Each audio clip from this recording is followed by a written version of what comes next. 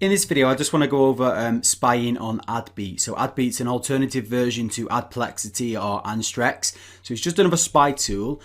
I'm guessing that the majority of people probably will just sign up to Adbeat, as that's kind of the main one that you need. But it is always good, like I mentioned, to have more than one spy tool, even if you just sign up for it for 1 month.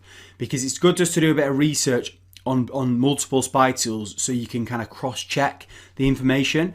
Because as I said, they don't all scrape the same information. So you sometimes might find products on Adbeat that you wouldn't already find on the other spy tools.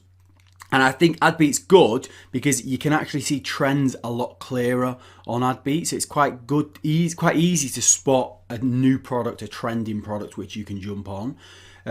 So I'll just show you how I use Adbeat. It's pretty self-explanatory, but I'll just show you. The only downside to Adbeat is it's probably one of the most expensive. It is the most expensive. It starts off at $249 per month for like 90 days of data. But if you want to go deeper than that, it's like $399 per month. And that, I think you can only use that one if you want to filter by country, you need to pay for this $399 one. This one's got like the main countries in anyway. So it's more expensive, and if you have got both Adplexity and Adbeat, it does start to add up. But if you can afford it, then it's always good. So the way Adbeat works, Adbeat's got a lot more data on because it's not just native ads, it scrapes like display ads, Google ads, like all types of ads on the internet. This is used by like professional advertising agencies and companies so they can see what other advertisers are doing online. But it does have an extensive native ads section.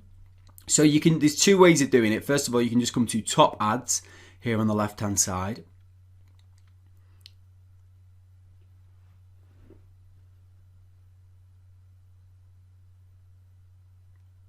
When it loads, and then it basically organizes the ads from impressions by the largest, and you can change within the last 90 days or within the last 30 days. That's all you can get on the beginner plan. Or you can go on new ads as well if you want to see some fresh ads which are starting to trend. And you can just have a play around with this. And here what you do is it's got all of these ad networks, so a lot more than what you get on Adplexity. And these are the native ones here. So these are all native ad networks, and all these down here. So some of these are not on Adplexity. So for example, I think it's Nativo down here. That's one that you can run on Volume DSP, which I've had success with. But if you search on Adplexity, you won't find any adverts that are being run on that network. So you can find products or successful campaigns which other people can't see on Adplexity. So that's why it's always good to come on here, because the majority of people go to Adplexity to find their products. So if you're looking on here on using a network which doesn't appear on the main spy tool for native ad users, then you might find a product that someone else doesn't already know about. But for this example, just click on Rev Content, because that's one of the main native ad networks. And then it organizes the adverts in the impressions by the largest here. So the best way to view it is if you change it to this view here, like a table view, and you can actually see quite visually how well these adverts are doing. So this advert has obviously been stopped, so that's not a good one to look into. And you can kind of see quite visually if something is on an upwards trend. Now this is obviously viewing it via adverts, which is how you view it on Adplexity. A better way to actually view trends is actually if you find top advertisers, because obviously one advertiser might have multiple ads for the same campaign, and just because they've turned one advert off here doesn't mean that they're no longer running that product using different images or different headlines. So I actually go to top advertisers, and then when that loads, we can start to see some trends of products.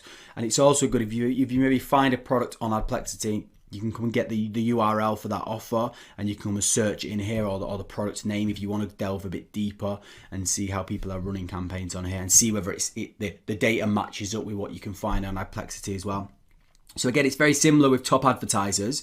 So this is like the landing page. It'll organize it by the person that's running the landing page, so you can find the same product being advertised on multiple adverts if they're using the same landing page. So we come here and we go to, say, last 30 days and we'll go on Rev Content, and then you can start to see these up here.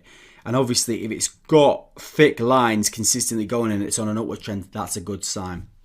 One thing to note is that a lot of these are not actually affiliate products, because a lot of people use native ads for something called ad arbitrage, where basically they get really clickbaity stories, like, let's just click on one.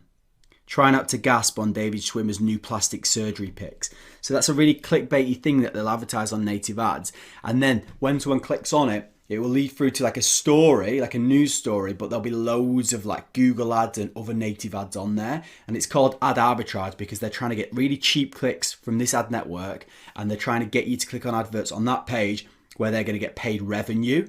And if you do that right, they can make a profit from that. It's just a completely different business model, different way of making money. I think it's more difficult than just running affiliate offers. But if you're wondering why there's lots of these popping up, that'll be the reason why. So you want to kind of ignore them, and you want to look for affiliate products. So we'll just scroll down and see if we can see anything. So for instance, this Signal Tech Booster, I think this might be a product. So we'll click on top ads here, and you can see, so this is a good example.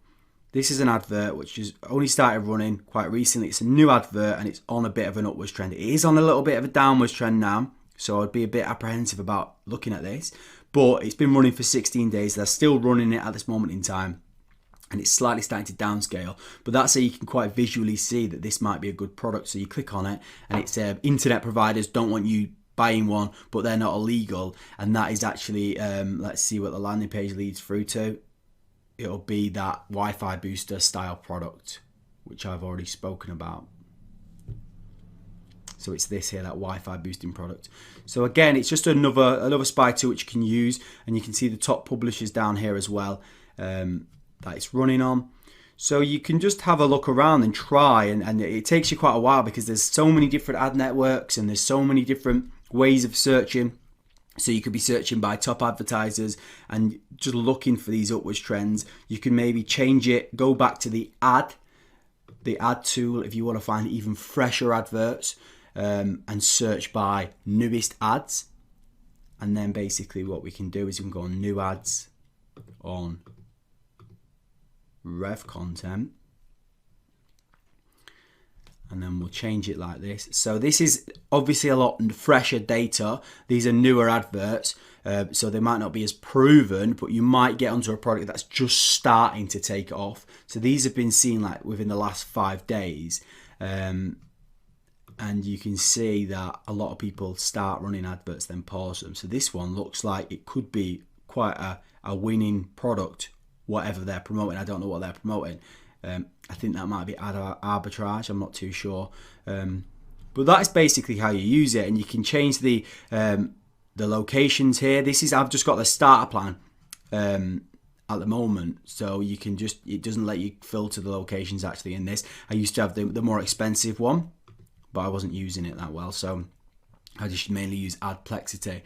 But you can filter out in there if you want, and you can search. Let's just search this. So let's just say, if we was to search tinnitus,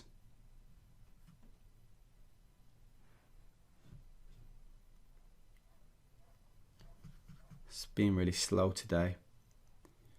You can see if you've maybe already got an idea of a product, you can start to search other products on here, and then we can filter it out. You can see that that's ended there, that's ended, and that's ended, but that one's still running, and this one is starting to really upscale. So that's how you go, this might actually be a winner, this. And that's how you do it. Yeah, so that's basically Adbeat in a nutshell.